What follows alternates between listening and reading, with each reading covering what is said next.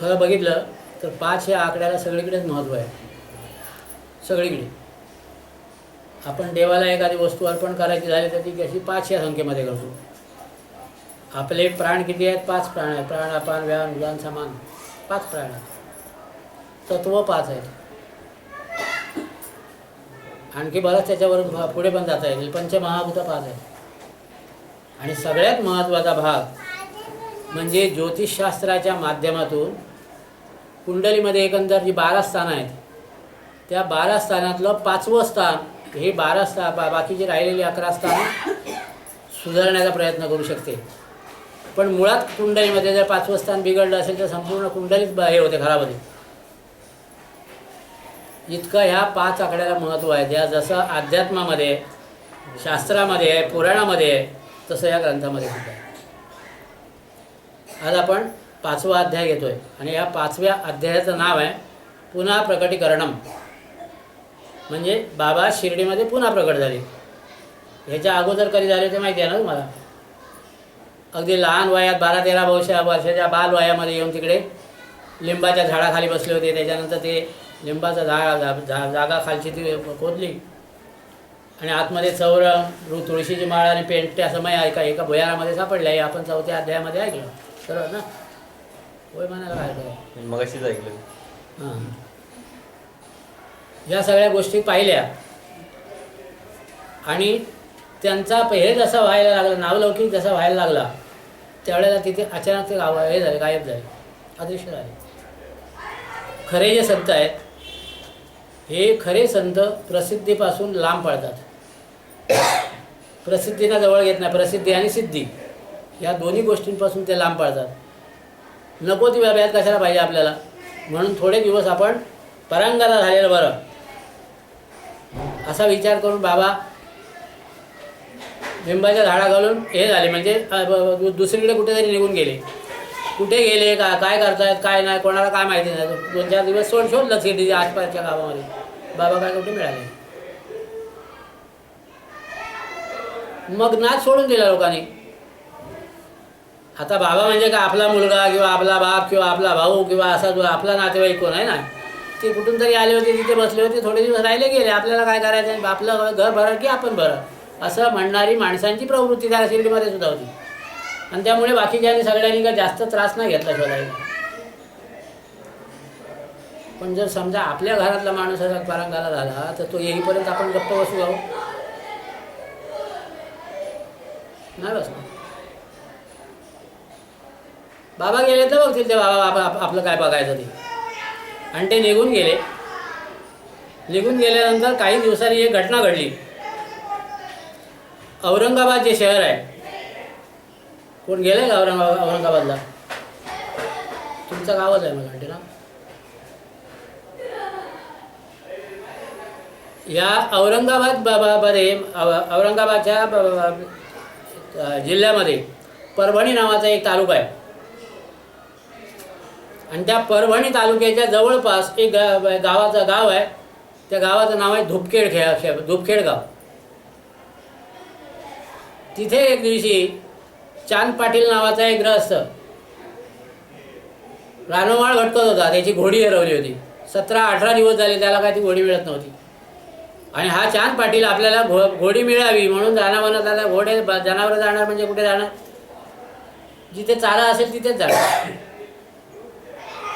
तशी चांगली सोय असेल तर ती घोडी पळून ह्याच्यात गेली होती असेल कदाचित जंगलामध्ये. म्हणून ते चांद पाटील सगळ्या जंगलांमध्ये पालथं घालत होते. येणारा जाणारा प्रत्येकाला विचारायचे, बाबा अशा रंगाची घोडी आहे ती इथे कुठे तुम्हाला दिसली का, मिळाली का? सगळेजण नाही म्हणून सांगायचे. कोणाला मिळालं एवढं? आणि असल्या गोष्टीकडे लक्ष देत नाही तो लोक. एकदा बॅग टळलेली वरी एक आंधळा होता. एक दृष्टांत सांगतो. एक आंधळा होता. तो आंधळा एकदा एका गावामध्ये गेला. त्या गावामध्ये चोऱ्या भरपूर व्हायच्या. म्हणून गावातल्या लोकांनी काय केलं होतं, आपल्या गावाला 4ही बाजूने अशी भिंत लावलेली आणि आतमध्ये जायला आणि बाहेर यायला लोकांना एकच गेट. ते दिवसा उघडं असायचं, रात्रीच्या वेळेला बंद करायचे. हा आंधळासुद्धा जर दिवसाचा आला आणि आला तो त्याला गेट मिळाला, त्या गेटमधून आतमध्ये गेला. दिवसभर हे केली, भिक्षा वगैरे मागितली, स्वतःची उदरपूर्ती केली आणि आता आपल्या घरी यायला निघाला. घरी यायला निघाला तेव्हा त्याला सांगण्यात आलं की ह्या गावाला एकच गेट आहे, एकच दरवाजा आहे, त्या दरवाजाने तुम्ही बाहेर जाऊ शकणार. आता आली का पंचायत? एक गेट आहे ते आंधळ्याने कसं व्हायचं? आंधळाग्रस्त तो एक गेट कसं शोधणार?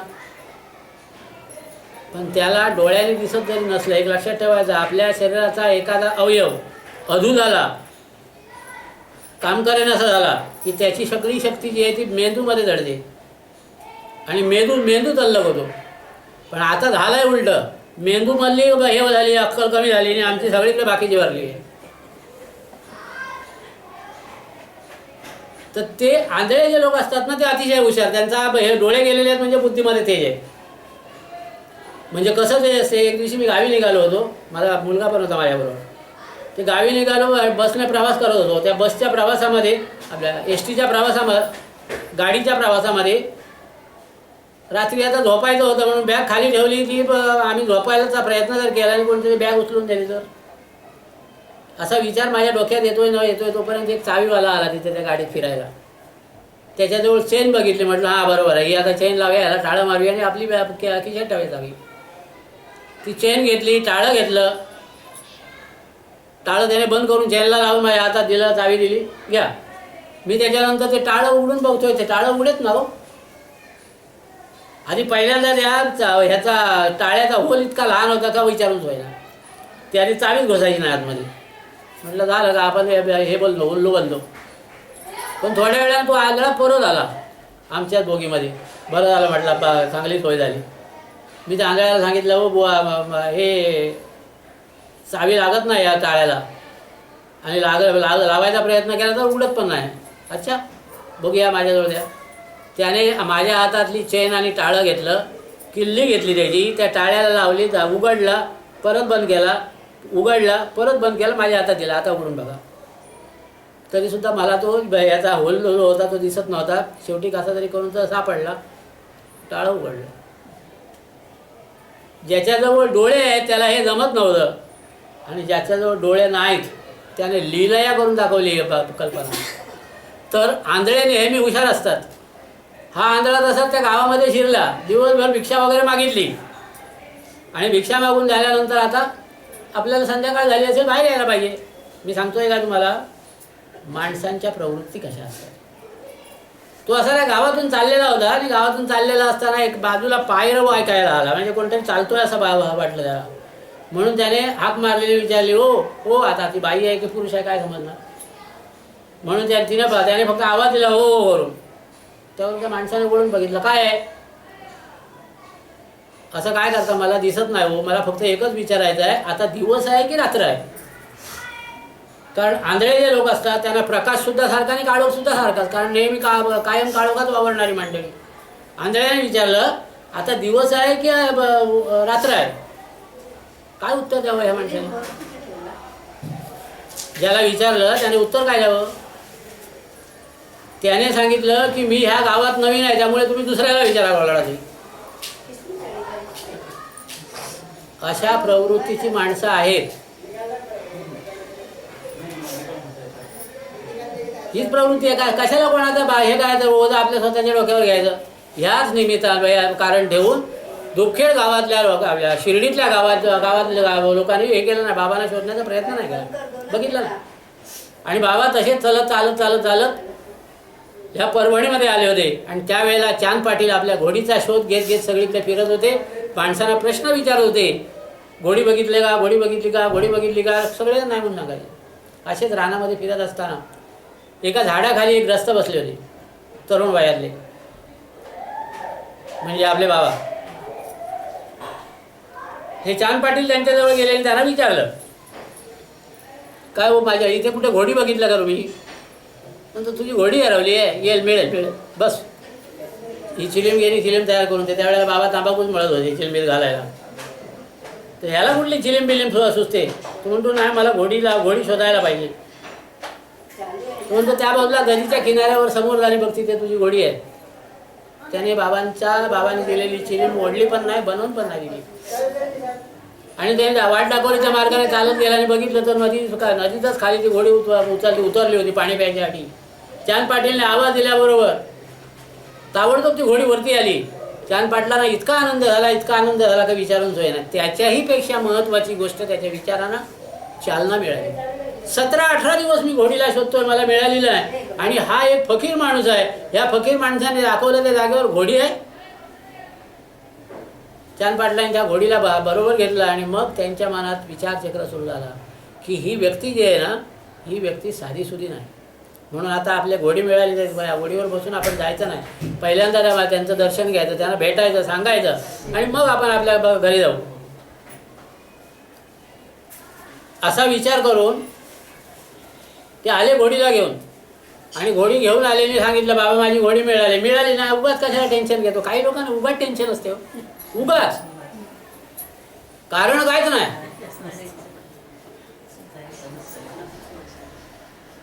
आमटीमध्ये मसाला जास्त टाकला, आलं टेन्शन. भात थोडासा कच्चा राहिला, आलं टेन्शन. जास्त शिजला, आता कोण करणार टेन्शन? उगाच टेन्शन घेणारे लोक असतात. बरं, मी त्या दिवशी कोण आला होता माझ्याकडे, आज मला खूप टेन्शन आहे. कोण? होय, मी त्याला एक प्रश्न विचारला, तू टेन्शन घेतल्यामुळे तुझा हा प्रॉब्लेम सुटणार आहे का? काही होत ना, उलट नुकसान होते. म्हणून जे व्हायचं असेल ते होऊ दे, वरच्यावरती सोडून द्यायचं. तो आपल्याला कधीही दूर डोका ढकलणार नाही आपण त्याच्या जवळ गेलो तर. पण आम्हाला त्याच्यापेक्षा आमच्या समस्या मोठ्या वाटत असतात. समस्यांचं समाधान आपल्याला शोधायचं असते आणि तेवढ्या एकाच कामासाठी साधू संत आपल्याला हवे असतात, बाकी त्यांची गरज नाही. जे काय होईल ते माझ्या बाबतीत एकदा झालं, त्याने कृपा केली आणि माझे प्रश्न सुटले की तो देव पण मोकळा आणि मी पण मोकळा. मग काय त्याला पाया पडायला पाहिजे? चांद पाटलांनी तसं नाही केलं. ज्याने आपल्यावरती उपकार केलेत त्यांना निदान भेटायला जावं असा विचार करून ते आले बाबांजवळ भेटायला. बाबा त्यावेळेला त्या दगडा याच्यावरती झाडाच्या बाजूला असलेला दगड त्याच्यावर बसले होते. चिलीम भरून झाली होती, त्याला सापी गुंडाळायची. सापी काय म्हणतात कशाला माहिती आहे? चिलीम ओढली का घरी तुम्ही लोकांनी? होय होय. चिलीम बनवून झाल्यानंतर ती त्याला खालच्या बाजूला होल असतो, त्या होलमधून नुसती अशी जर चिलीम ओढली तर तांबाखूचं निकोटीन नावाचं द्रव्य जे आहे ते पोटात जास्त जाते. म्हणून काय करायचं, एक पातळ कपडा घ्यायचा. आता सुरुवात करा. पातळ कपडा घ्यायचा, पाण्यामध्ये भिजवून काढायचा आणि चिलमीच्या खालच्या टोकाला असा गुंडाळायचा आणि तो परत वरती घालायचा आणि त्याच्यानंतर चिलीम ओढायची. त्याला म्हणतात सापी. तो कपडा जो गुंडाळता याला चिलमीला त्याला काय म्हणतात? सापी. तर ती सापी हे करायची बघितली होती हातात आणि आता ती भिजवायची आणि चिलमीला गुंडाळायची. एवढ्यात चांद पाटील आले. चांद पाटील आले, त्याने सांगितलं माझी घोडी मिळाली, तुम्ही माझ्यावर खूप उपकार केले, बरं वाटलं असं म्हणून. त्या मुसलमान असल्यामुळे त्यांच्यामध्ये नमस्कार करण्याची पद्धत नाही. हात हातात घ्यायचा आणि त्या हाताचा चुंबा घ्यायचा. बाबांच्या हाताचा चुंबा घेतला. बाबा म्हणाले मिळाली ना, आता बस आणि ही चिलीम पेटव. चिलीम पेटवायला घेतली तर बघतात तर तिथे त्या सापी भिजवायला पाणी पाहिजे. ते पाणी जवळ न्यायचं, आता ह्याच्यावर नदीवर जायला पाहिजे. म्हणून चांद पाटील नदीवर चालले होते पाणी आणायला. बाबांनी विचारलं कुठे जातोय? म्हणतो सापी भिजवून आणतो ना पाण्यात. काय करत नाही, थांबी ते. त्याने चिमटा घेतला आणि जमिनीत असा खुपसला, जमिनीतून पाणीवर. घे सापी भिजवायला पाणी किती पाहिजे ते. त्या पाण्यामध्ये सापी भिजवली, गुंडाळली आणि त्याच्यानंतर आता दम मारायचा होता ना. चिलीम पेटवायची झाली तर त्याला अग्नी पाहिजे. माचीसचा शोध असा लागला. त्या काळात माचीसचा शोध नव्हता. त्यावेळेला 2 ते दगड घ्यायचे आणि एकमेकावर घासून ठिणगी पडली का ती ठिणगी कापसावर पाडायची. कापूस पेटला की त्याच्यापासून अग्नी तयार करायची. त्यामुळे बाबांच्या खिशात माचीस करीत नाही. हल्लीच्या तरुण मुलांच्या खिशात मात्र बाकी काही नसलं तर माचीस असते. बरोबर आहे ना? तर त्यांच्याकडे माचीस नव्हती. आता कशी पंचायत आली, चिलीम कशी पेटवायची? म्हणून बाजूला एक दगड होता, त्या दगडावर बाबाने आपला चिमटा असा मारला आणि चिमटा मारल्यानंतर आग आपोआप तिथे प्रकट झाली. त्या आगीने बाजूच्या 2-3 काट्या जाळल्या, त्याचे निकारे तयार झाले आणि त्याच्यातला एक निकारा बाबांच्या चिलमीवर ठेवला आणि बाबांनी दम मारला. बाबांनी दम मारून झाल्यानंतर परत चिलीम दिली चांद पाटलांजवळ. चांद पाटलाने पण दम मारला. असा तो हे चालू होता कालखंड.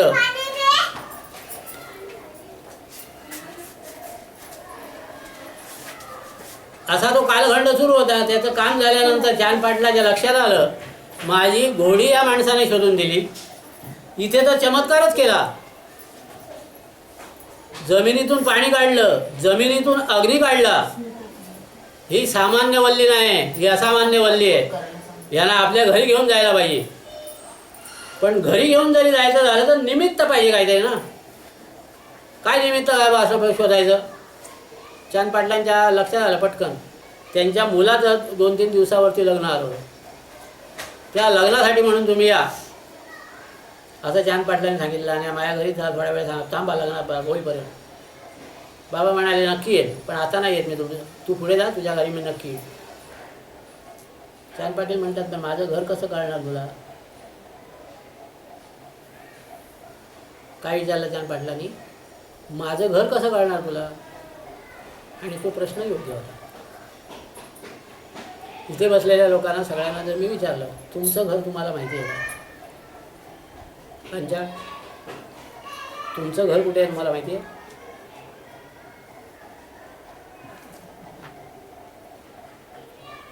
एक अभंग आहे. देह ही पंढरी आत्मा हा विठ्ठल नांदतो केवळ पांडुरंग. कुठलं घर आपलं. हा जो नश्वर देह आहे ईश्वराने दिलेला आहे ते घर आहे. आणि त्या घरामध्ये आपलं कायम वास्तव्य आहे. हे घर नाही. हे घर कशाचं आहे. चुना माती विटा याचं घर आहे. माणसांना राहण्यासाठी ठीक आहे, पण आपल्याला स्वतःला राहायचं जर असेल तर आपलं घर एकच. देह ही पंढरी आत्मा हा विठ्ठल नांदतो केवळ पांडुरंग. पण आम्ही शिर्डीला बाबांना भेटायला जातो, पंढरपूरला पांडुरंगाला भेटायला जातो, गाणगापूरला दत्तांना भेटायला जातो. आपण आपल्याला कधी भेटतो का हो. कधीच नाही. कोण आहे तर याच्यात सांगा मला मायचाला मी भेटलोय मला म्हणून. एकदा तरी भेटलोय. बाकी सगळ्यांना भेटू, मित्राला भेटू, मैत्रिणीला भेटू, दुसरे कोणते नातेवाईक आहेत त्यांना भेटू, पण आपण आपल्याला कधी भेटत नाही. म्हणून चांद पाटलाने सुद्धा प्रश्न विचारला तुम्हाला माझं घर कसं सापडणार. बाबा त्यावेळेला हसले. अरे तुझी घोडी तरी मी काय बघायला गेलो होतो तिथे तुझ्या घोडीच्या पाठीमागून फिरत होतो, ती सापडली. तुझी जायचं सुद्धा सांगितलं, मग तुझं घर मला काय कठीण आहे. कारण बाबा हे स्थितप्रज्ञ होते. आणि स्थितप्रज्ञाचा स्थितप्रज्ञाचे एक लक्षण आहे. काय लक्षण आहे की शत्रू आणि मित्र किंबहुना जगातलं सर्व हे एक आहे आणि त्याच्यामध्ये माझं वास्तव्य आहे. आता हे विश्व हे माझं घर असेल तर त्याच्यातच चांद पाटलांचं घर कुठेतरी असणार ना. ओळखायला लागत आहे. बाबा म्हणाले तुझं घर, तुझ्या घरातली माणसं, तुझ्या घरी होणारा आणखी 2-3 दिवसांनी जो लग्नाचा कार्यक्रम आहे हे सगळं मला माहिती आहे. त्यामुळे तू मला न्यायची गरज नाही. मी स्थितप्रज्ञांची लक्षणं. हे विश्वची माझे घर ऐसी मती जयाची स्थिर किंबहुना चराचर आपण झाला. हालचाल करणाऱ्या प्राण्यांशी जे एकरूप झालेले आहेत ते खरे निस्पृह, तेच खरे ब्रह्मज्ञानी, तेच खरे ज्ञानी. त्यामुळे तुझी ही तुझं जे घर आहे ते माझ्यासाठी अपरिचित नाही. मी नक्की येईल. तू आता जा, आता तुझ्याबरोबर मी येणार नाही. आणि सांगितल्याप्रमाणे बाबा दुसऱ्या दिवशी चांद पाटलांच्या घरी गेले. चांद पाटलाला खूप आनंद झाला. लग्न उद्या आहे, आज बाबा घरी गेलेत. आनंद होणार की नाही. बाकी सगळं सोयरे नाही आले तरी चालते, पाहुणे नाही आले तरी चालेल, वराड नाही आलं तरी चालेल. वराडाचं वराड आज माझ्या घरी आहे, परब्रह्म माझ्या घरी आहे. चांद पाटलांना खूप आनंद झाला, बरं वाटलं. चांद बाबांचा आदर सत्कार चांगला केला. त्यांना बसायला कॉटबीट दिली. रात्री बाबा तिथे थांबले. दुसऱ्या दिवशी सकाळी चांद पाटलांच्या मुलाचं लग्न म्हणून ते शिर्डीला जायला निघाले. कारण पाहुणे होते ते शिर्डीचे होते. मुलीच्या दरवाज्यात खरी ही प्रथा आहे. म्हणजे हा सुद्धा एक लक्षात ठेवण्यासारखा भाग आहे. खरं लग्न जे आहे ना ते लग्न मुलीच्या दरवाज्यात व्हायला पाहिजे. ऐकलं रे. लग्न मुलीच्या दरवाज्यात व्हायला पाहिजे. कारण मुलीला आपण त्यांच्या घरातून घेऊन येतो. पण आता ते शॉर्टकट झालं आहे. तुम्ही अर्धे देतो हलवर. आणि सकाळी 10 वाजल्यापासून संध्याकाळी 4 वाजेपर्यंत विवाह सोहळा खतम खतम. 5ची गाडी पकडून आली म्हणून. पहिल्या काळात ह्या सांगतोय तेच होतं तेच आहे. पहिल्या काळात 5 या आकड्याला फार महत्त्व आहे. 5 दिवस लग्न सोहळा झालायचा. आता तेवढा हे वेळ नाही ना. सगळंच शॉर्टकट. तर चांद पाटलांच्या मुलाला घेऊन ते निघाले. आजूबाजूची सगळी मंडळी होती ती वराड म्हणून बरोबर घेतलं. आणि चांद पाटील मुलाला तर लग्न लावायच्यासाठी म्हणून शिर्डीला निघाले. जाताना बाबांना विचारलं त्याने, तुम्ही येत आहे का? लग्न आहे माझ्या मुलाला दुवा देण्यासाठी तुम्ही या. बाबा म्हणतायत, अरे मी त्याच्यासाठी आलो इकडे. कशासाठी? नाही, शिर्डीला जाण्यासाठी. माझं इथे आगमन जे झालेलं आहे ते शिर्डीला जाण्यासाठी. मला सुद्धा काहीतरी निमित्त पाहिजे होतं म्हणून मी हे केलं. आणि त्या याच्याबरोबर वराडाबरोबर बाबा शिर्डीला गेले. ते खंडोबाच्या मंदिरामध्ये. आता तो हे थोडासा कमी झाला आहे, मैदान कमी झालं आहे, थोडं कमी झालं आहे. पहिल्यांदा मोठं मैदान होतं, खूप मोठं मैदान होतं. तिथे हे करायचे, वराड उतरायची, लग्न लागायची, मोठे मोठे जाहीर कार्यक्रम व्हायचे. पौर्णिमेच्या वेळेला तर तिथे फार मोठा कार्यक्रम असायचा. इथून ते तिथपर्यंत लांब आणि साधारण एवढा असा रुंद एक चर खणलेला आहे. आणि त्या चरामध्ये मोठी मोठी लाकडं अशी संध्याकाळच्या वेळेला हे करायची, जाळायची. आणि त्या याच्यामध्ये सगळे निघारे. आणि रात्री 9 वाजता बरोबर खंडोबाचं वारं त्या यांच्या अंगावर यायचं. काय त्यांचं नाव? माळसापतींच्या अंगात यायचं. माळसापती त्या टोकाला उभे राहायचे. समस्या कोणाला असेल, गाराणी काय असतील, काय मागणं असेल, काय करायचं असेल, त्या माणसाने इकडून ह्या बाजूला उभं राहायचं. आणि माळसापतींच्या अंगात वारं आलेलं असताना, खंडोबाचं वारं आलं असताना प्रश्न विचारायचा. आणि मग हे सांगायचे ते खंडोबा म्हणजेच माळसापती सांगायचे की तू आता इथे माझ्याजवळ चालत ये आणि मला नमस्कार कर. आणि तो माणूस त्या निखाऱ्यातून चालत जाऊन बाबांना नमस्कार करायचा. अजूनपर्यंत ही प्रथा होती. पण आता हे अंधश्रद्धा निर्मूलनवाले जे आलेत त्यांनी त्याच्यावर बंधन आणलं आणि आता तो कार्यक्रम वर्षातून एवढा केव्हा तरी होतो, दर पौर्णिमेला होत नाही. तर त्या मैदानामध्ये, खंडोबाच्या त्या मंदिरामध्ये सगळं वराड आलं. गाड्या एका बाजूला बांधल्या, माणसं सगळी उतरली. आणि बाबांना बालवयामध्ये बघितलेलं खंडोबाचं मंदिर आठवलं म्हणून ते उठले. आणि त्या खंडोबाच्या मंदिरात जात होते. 2 पायऱ्या चढल्या असतील नसतील एवढ्यात खंडोबाचे पुजारी माळसापती बाहेर आले. त्याने ह्यानं बघितलं आणि फार वर्षापूर्वीचा असं काहीतरी आपला संबंध आहे अशा स्वरात, अशा समजुतीने माळसापतीने बाबांना हाक मारली, या साई. काय म्हणाले? या साई. हे या साई त्यावेळेला ते जे बोलले ना ते इतकं हे झालं, प्रकाशित झालं की विचारून घ्या ना. तेव्हापासून सगळेजण बाबांना साईच म्हणायचे.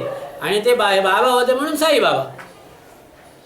वास्तविक बाबांच्या ह्याचा काय पत्ताच नव्हता. कुठून आले काय ना, आता लागलाय शोध तो वेगळा बा. पण कुठून आले काय झाले हे सहजचरित्र लिहिलं गेलं त्यावेळेला शोध लागला नव्हता. त्यामुळे ह्यानी ठेवावं ते ना. स्वामी समर्थांच्या बाबतीमध्ये एक फार प्रभावी स्तोत्र आहे. आणि त्या स्तोत्रात सुरुवात अशी झालेली आहे, नाही जन्म नाही नाम नाही कोणी माता पिता, स्वयमेव प्रगटला ब्रह्मांडाचा हाची पिता. स्वामींचे सुद्धा आई वडील कोणाला माहिती नाही, कुळगोत्र माहिती नाही, नावसुद्धा माहिती नाही. बाबांच्या बाबतीमध्ये सुद्धा तोच प्रकार होता. कुठे जन्माला आले, कोण आई वडील आहेत, काय भावंड आहेत, काय गाव कुठला, काय माहिती नाही, कोणालाच काय माहिती नव्हतं. आणि अशा ह्या निर्गुण निराकार असलेल्या परमात्म्याला खंडोबाने नाव दिलं साई. देवांच्या बाबतीमध्ये सगळ्यांच्याच बाबतीमध्ये असं आहे. आत्ता थोड्या वेळा 2-4 दिवसापूर्वी आपण दुर्गा देवीची हे केली, उपासना केली, घटस्थापना केली, कोणी जप केले असतील, कोणी यज्ञ केला असेल, मोठ्या मोठ्या देवीच्या हे बसलेले आहेत. त्या देवीचं नाव आता आम्ही घेतो दुर्गा म्हणून. कोणी ठेवलं नाव आहे? त्यांच्या नवऱ्याने. आपण ठेवलेले नाव आहे. गणपतीला गणपती कोणी दिलं नाव? आपण दिलेलं आहे. शिवाला शिव हे नाव कोणी दिलं आहे? आपण दिलं आहे. म्हणजे हा जो परमात्मा आहे, निर्गुण निराकार असा परमात्मा आहे, त्या परमात्म्याला आम्ही एखाद्या नावाने हाक मारली आणि ज्या नावाने हाक मारली त्या रूपामध्ये जो परमात्मा प्रकट झालेला आहे, भक्ताने जी इच्छा केली त्याप्रमाणे प्रकट झालेला आहे. भगवंत हा भक्तांच्या अधीन असतो, त्यांच्यासाठीच अवतार घेतो, त्यांच्यासाठी वावरतो, त्यांच्यासाठी नावं घेतो, त्यांच्यासाठी रूपं घेतो, असा प्रकट होतो. बाबा सुद्धा तसेच प्रकट झाले. त्यांना सुद्धा काय नाव गाव काय नव्हतं, फक्त माळसापतीने हाक मारली, आओ साई, आणि झाले साई. साईबाबा म्हणूनच लोक ओळखायला लागले त्यांना. तो दिवस गेला, लग्न लागलं. लग्न लागल्यानंतर संध्याकाळी वराड परत यायला निघालं. चांद पाटील म्हणतात, बाबा येत आहे ना? तर बाबा म्हणाले, तू पुढे हो, आता काय मला यायचं नाही, मी इथेच थांबतो. आणि बाबा तिथेच थांबले. ते आजपर्यंत आले नाही, दुसरीकडे कुठे गेले नाहीत, ते तिथेच आहेत. याच्यावरून हे सांगतो ठिकाणाचं नाव. इथे रत्नागिरी जिल्ह्यातले कोण लोक राहतात इथे आहेत काय आपल्यामध्ये? कोण नाही जवळपास रत्नागिरीच्या? आहे काय कोण? तू आहेस? त्या रत्नागिरी गावामध्ये बाबा गेले होते. एक नदी आहे, त्या नदीच्या मध्येच दासगणू महाराजांचं घर आहे. आणि त्या तिकडे भिक्षेला गेले होते, दासगणू महाराजांना भेटायला गेले होते. आणि जाताना त्याने आपल्या खांद्यावरची झोळी एका झाडाला अडकवली आणि तिथल्या गावातल्या लोकांना सांगितलं होतं, मी परत येईन त्यावेळेला ही झोळी घेऊन जाईल. ती झोळी अजून तिथेच आहे. कुठे? रत्नागिरीला. फक्त त्याच्यात बदल असा केला आहे की काही साई भक्त तिथे जातात आणि गेल्यानंतर आम्ही कधी हे नाही करत, त्याची उपासना साधना ह्या भानगडी आपल्याला माहिती नाही, ते नाही करत. जातात ते एकाच कामासाठी, माझा हा हे काम जर झालं, माझी ही इच्छा पूर्ण झाली तर मी डोळे बांधेन. मग ते काय करतात, ते असे नवस करतात आणि नवस केल्यानंतर निघून जातात. ज्यांचा नवस पुरा झालेला आहे त्यांना मग आठवण होते आपण नवस बोललोय म्हणून. मग ते काय करतात की पहिली झोळी जी आहे ती पहिली झोळी काढून घेतात, आपल्या खांद्याला लावतात आणि दुसरी शिवून एक झोळी आणि साई सच्चरित्र ग्रंथ त्या झोळीमध्ये ठेवून ती झोळी त्या झाडाला टांगून ठेवतात. मग ही घरी आणलेली पोथी आहे, ही पोथी घरात बसून नंतर मग त्याची पारायण करायची आणि मग तो माणूस बराच पुढे पुढे सुधारतो. अशा तऱ्हेची ख्याती असलेलं आहे मंदिर. बाबा झोळी ठेवून गेलेत आणि मी येईन तेव्हा परत नेन असं सांगून गेलेत, अजून आले नाही. आता येण्याची शक्यता नाही, म्हणजे तशा तऱ्हेने येण्याची शक्यता आहे. तसंच शिर्डीहून बाबा एकदा पलायन केलं बाबांनी आणि हे त्यांचं पुन्हा आगमन झालं, पुन्हा शिर्डीमध्ये आले. असे 3 प्रकार घडले आणि चौथा जो आहे तो शेवटचा. तर बाबा शिर्डीला परत आले आणि आल्यानंतर त्यांनी त्यांच्या अवतार कार्याला सुरुवात केली. पण काय आहे, पहिल्यांदा थोडे दिवस अशा लोकांना फार ताप सहन करावे लागतात. माझ्या गावाच्या बाजूला कणकवली नावाचं गाव आहे आणि त्या कणकवलीमध्ये भालचंद्र महाराज नावाचे महाराज होऊन गेले. 44 वर्ष तपश्चर्या झाली त्यांची. तपश्चर्या 12 वर्ष उभं राहिले होते ते, झोपणं बिपणं उभ्याने. मग ती अशी एक रशी बांधायची, त्या रशीवर असा पाठ ठेवलेला असायचा आणि त्याच्यावर हात ठेवून झोपायचे. पण खाली बसणे झोपणे नाही. अशी 12 वर्ष तपश्चर्या गेली. 12 वर्षानंतर पुढची 12 वर्ष जी होती ती अशी मी जशी मांडी घालून बसलो तशी मांडी घालून बसलो. ती मांडी मोडलीच नाही. टॉयलेटला गेले तरी सुद्धा मांडी न मोडता. कपडे वगैरे घालायचे ते असे वरून. त्याच्यानंतरची 12 वर्ष जी आहे त्या 12 वर्षामध्ये महाराजांनी पाय जे आहे त्याचे दुमडून आपण टॉयलेटला ज्या ह्याच्यामध्ये पोजमध्ये बसतो तशा पद्धतीने बसले आणि त्याच परिस्थितीमध्ये, त्याच स्थितीमध्ये, त्याच आसनामध्ये त्यांचा अंतकाळ झाला. त्या तपश्चर्याला त्याने ज्यावेळेला सुरुवात केली त्यावेळेला त्या कणकवलीच्या गावातले लोक काय म्हणायचे, हा कोणतरी पिसा आहे माझ्या गावाला आलेला, येडा आहे. आणि येडा म्हटल्यानंतर मुलांची मजा नाव. येडा म्हटला की त्याच्याबरोबर विनोद करायला मिळतात, भंगच करायला मिळते, मजा करायला मिळतात. म्हणून ती पोरं मस्करी करायची. एकदा तर त्यांच्या मस्करीचा कहर केला त्यांना दगड मारत मारत मारत मारत हाकलत हाकलत एका ठिकाणी घेऊन गेले. तिथे शेणाची गायर होती. आमच्या गावी काय करतात, मोठा असा खड्डा खणतात आणि गोठ्यातली गुरं जी असतात त्या गुरांचं शेण त्या ह्याच्यामध्ये खड्ड्यामध्ये आणून जमा करतात. ते भरलं की ते सुकायला देतात. त्याच्यानंतर बाहेर काढून त्याचं सेंद्रिय खत तयार होते, ते शेतीला वापरतात. तर अशीच एक गायर होती आणि त्या गायरीजवळ त्यांना आणलं. हे करत करत मारत मारत मारत ते पुढे जात होते. पोरं पाठीमागून धावत होते. धावता धावता येऊन त्या शेणाच्या गायरीमध्ये महाराज पडले. शेणात लडबडले. पोरांना खूप मजा वाटली, बरं वाटलं. पण असा एक माणूस शेणात पडलेला आहे पोरांच्यामुळे, म्हणून त्याला वाचवलं पाहिजे. कणकवलीचे काही भाग्यवान लोक तिथे गेले. त्यांना त्या गायरीतून बाहेर काढलं, आंघोळ घातली स्वच्छ, अंगावरचे कपडे काढले आणि त्याच्यानंतर तिथे बाजूला एक मारुतीचं देऊळ आहे, त्या देवळामध्ये आणून त्यांना बसवलं. नवीन कपडे घालायला गेले, महाराजांनी कपडे घातले नाहीत. सगळ्या उपाधीच सोडून द्यायच्या असं ठरवलं आणि शेवटचा श्वास घेईपर्यंत भालचंद्र महाराज नग्नावस्थेमध्ये होते. सांगतोय काय की साधना करत असताना काय एक काळ असा येतो या संतांच्या आयुष्यामध्ये की ते समाजाच्या अवहेलनेला पात्र होतात. गगनगिरी महाराज माझे गुरुबंधू आहेत. साताऱ्याला काय त्या गावाचं नाव, साताऱ्याचे ते हे होते ग्रस्त आहेत, दत्तात्रय असं यांचं नाव. लहान असताना त्यांना लेप्रसीचा हे झाली, सुरुवात झाली आणि तो आजार जो आहे तो आजार म्हणजे कधी बरा न होणारा आजार, म्हणून निष्ठुर होऊन घरातल्या लोकांनी त्यांना बाहेर काढलं ह्याच्यापासून दुसऱ्याला व्हायला नको म्हणून. आणि ते सुद्धा असेच फिरत फिरत फिरत फिरत सगळीकडे फिरत होते. अंगातून सगळे यातना होत होत्या. मग ते समुद्रावरती जाऊन बसायचे आणि समुद्रावरती त्या पाण्यात बसल्यानंतर त्यांना जरा बरं वाटायचं. आणि म्हणून त्याने आपली तपश्चर्या जी केली ती तपश्चर्या पाण्यामध्येच केली, कारण ती आग होत होती, ती सहन होत नव्हती. थोडंसं बरं वाटलं त्यानंतर हिमालयामध्ये गेले आणि हिमालयामध्ये तिथे एका साधूने त्याला औषध सांगितलं.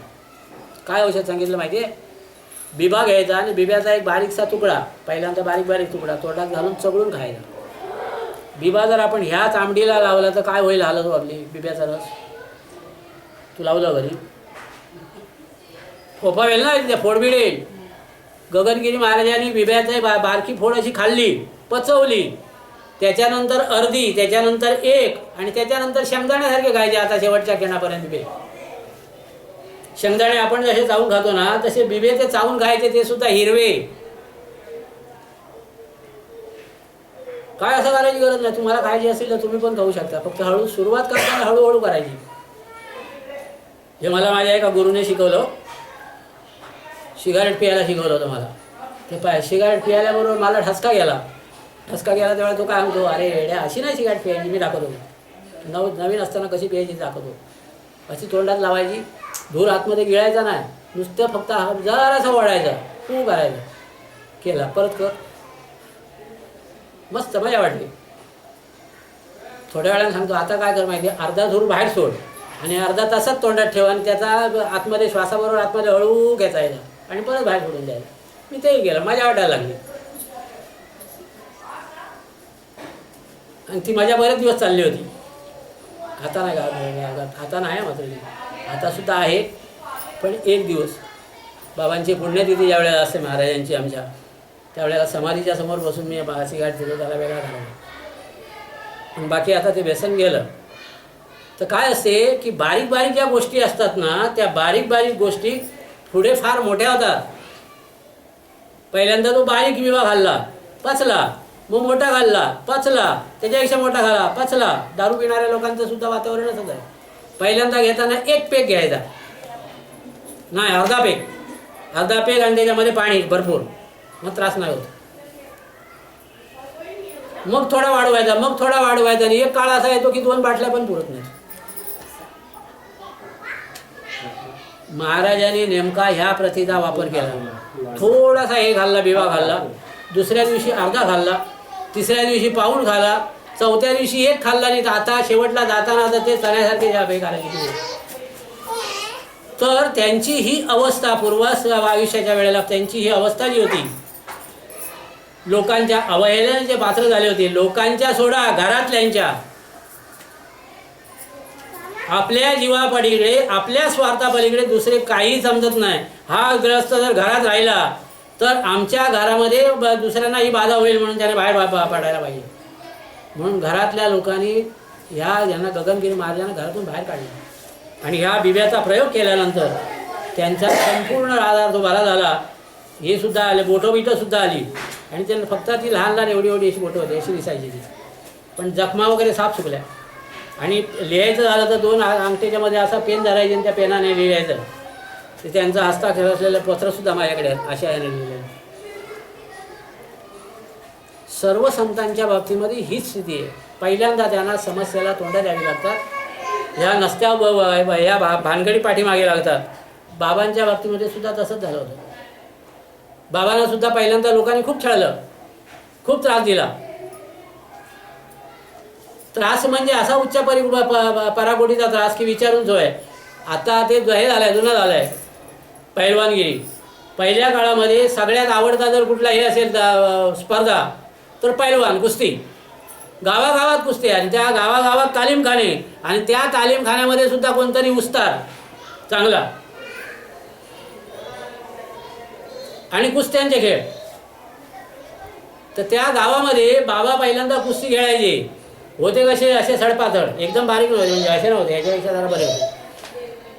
आणि गावात सगळीकडे ते फिरायचे, त्याला सगळेजण पेलवान चॅलेंज करायचे, हे बुड्या खेळतो काय. आणि बाबांनी सुरुवातीपासून खेळायला सुरुवात केली, पण खेळताना एकदाही कधी चितपड झाले नाही, कधी धरले नाही. मोठ्या मोठ्या चांगल्या चांगल्या पेलवानांना त्याने लोळवलं, पण सर्व काळ असं चालू राहत नाही. एकदा केव्हा तरी अपयश येते. आणि एका कुस्तीमध्ये बाबा हरले आणि त्या दिवशी त्याने ठरवून टाकलं की आता ह्याच्या पुढे कुस्ती खेळणे नाही. तोपर्यंत बाबा पेलवानाचा वेश परिधान करायचे, पेलवानासारखे असायचे, म्हणजे लंगोट आणि त्याच्यावरती बारीकचा असा एक कसं हे गुंडाळलेला असायचा कपडा. आणि ज्या वेळेला त्याने ठरवलं, त्यांना उपलब्धी झाली की ह्या गोष्टी आता आपण बाद करायच्या, आता ठेवायच्या नाही. आणि त्यावेळेला मग लुंगी लावायला लागले, वरती कफनी घातली, डोक्याला साफा बांधायला लागले. आणि ह्या अवस्थेमध्ये, ह्या स्थितीमध्ये वावरत होते. रोज नवीन नवीन काही ना काही चमत्कार करत होते. आणि ह्या चमत्काराला भाळून आणि बोलून शिर्डीच्या परिसरामध्ये लोकांची खूप गर्दी व्हायला लागली. लोक तिथे यायला लागले. आणि बाबांना सुद्धा लोकांची गरज होती. का? महाल बांधायला नाही, बाबांनी एवढे चमत्कार केले. बाबांचा एखादा फ्लॅट आहे का, AC फ्लॅट, ज्याच्यामध्ये हे घातलेले आहेत असे गालीचे, असा फ्लॅट आहे. बाबांच्या नावावर जमीन आहे. काय आहे काय बाबांचं? आहे काय? असं नाही, आहे ते सगळं बाबांचंच आहे. ह्या विश्वामध्ये जे जे सगळं आहे ना ते बाबांचं आहे, त्याचे सगळ्यांचे मालक आहेत. मग एवढ्या बारीकशा फ्लॅटसाठी त्यांनी कशाला प्रयत्न करावे?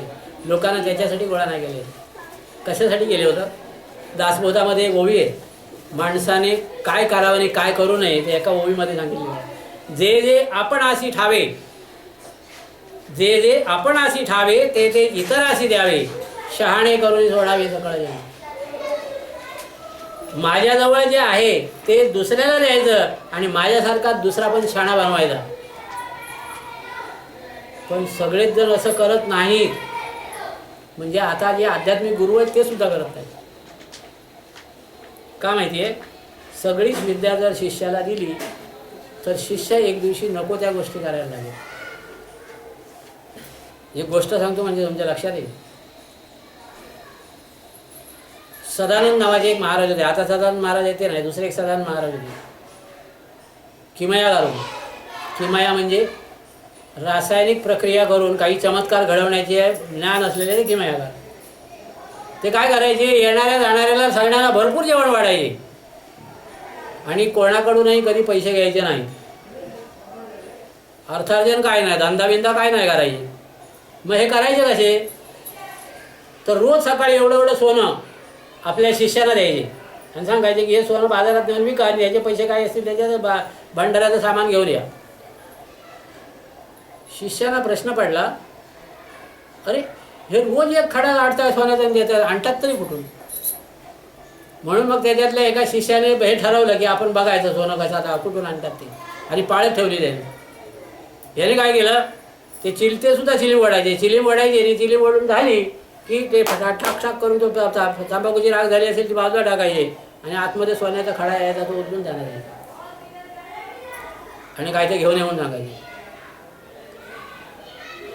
शिष्याला कळे ना हे कसं काय घडते, म्हणून त्याने आता ती चिलीम भरायच्या आधीपासून त्याच्यावर प्रॅक्टिस करायला सुरुवात केली.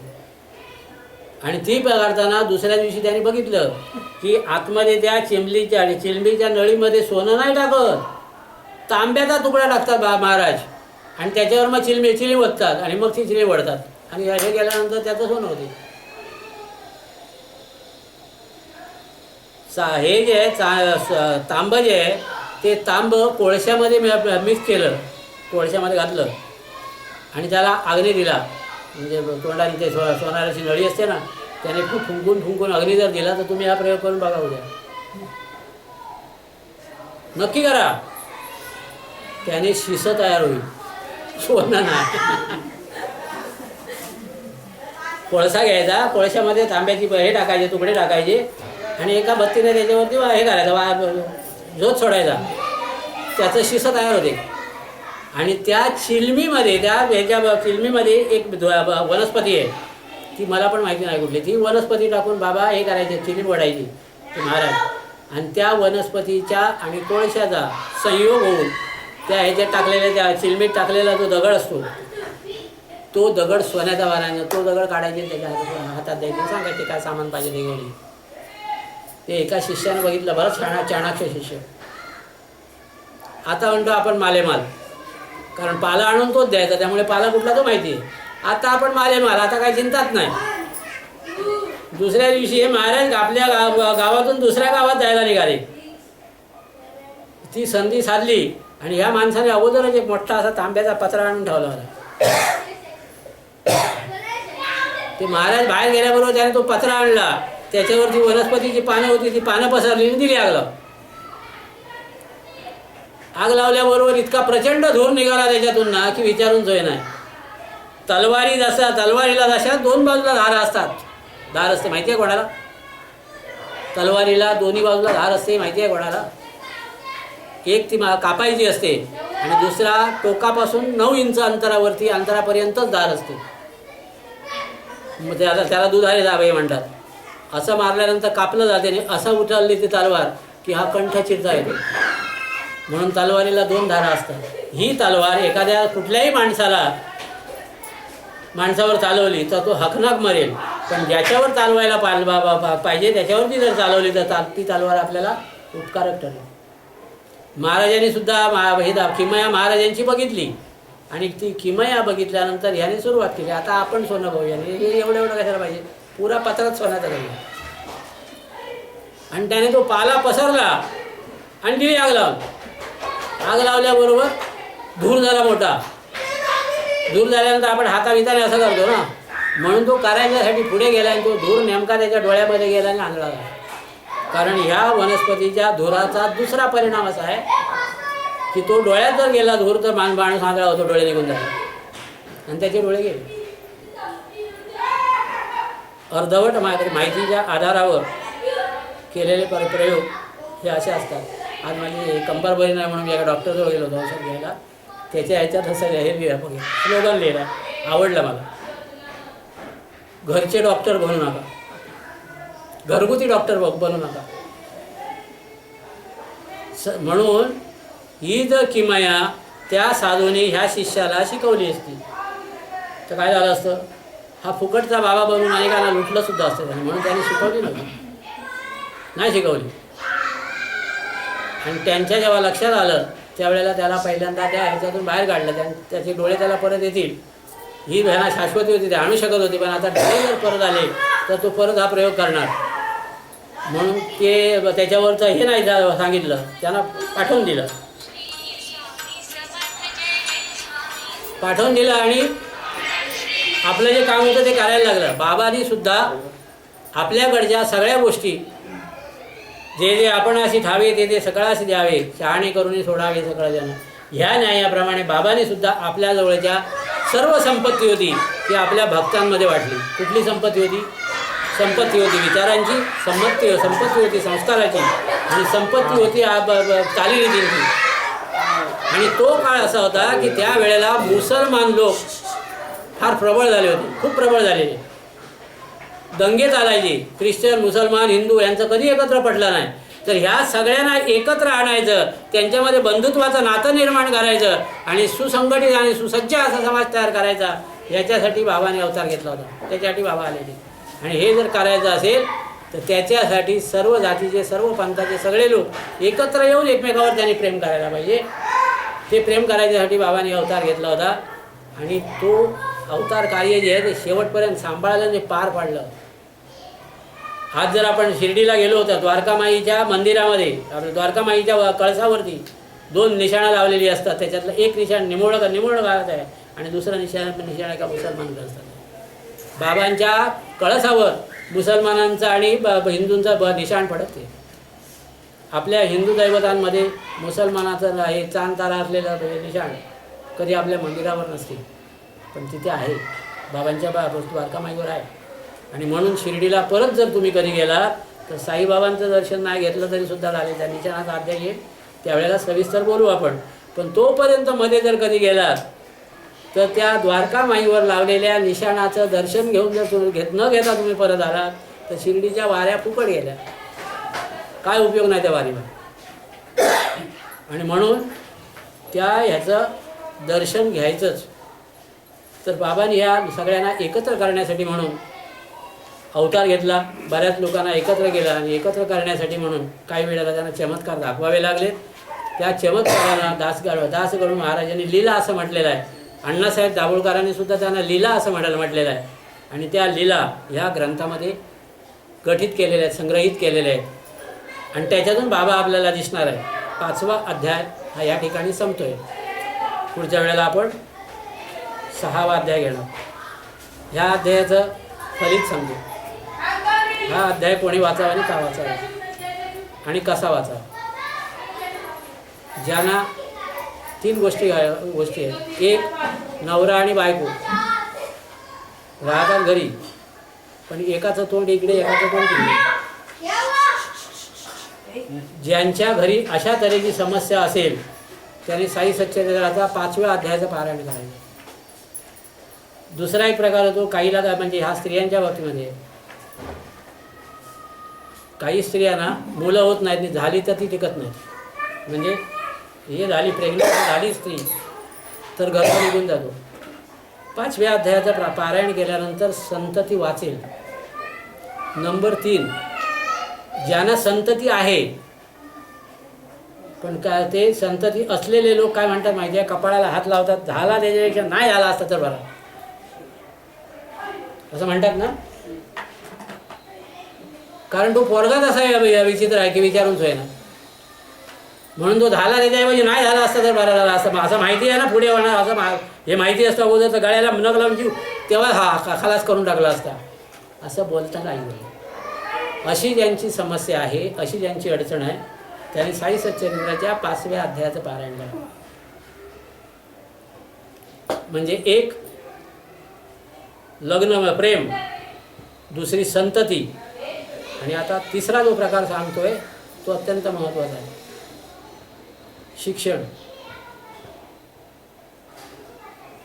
एखादा माणूस काय शिकणार आहे, कसा शिकणार आहे, कुठल्या गोष्टीकडे त्याची आवड आहे, ह्याचं दिग्दर्शन ह्या कुंडलीतल्या 12पैकी 5व्या ह्याच्यावरती निश्चित करता येईल. म्हणून ज्यांना खरोखर चांगल्या मार्काने पास व्हायचं आहे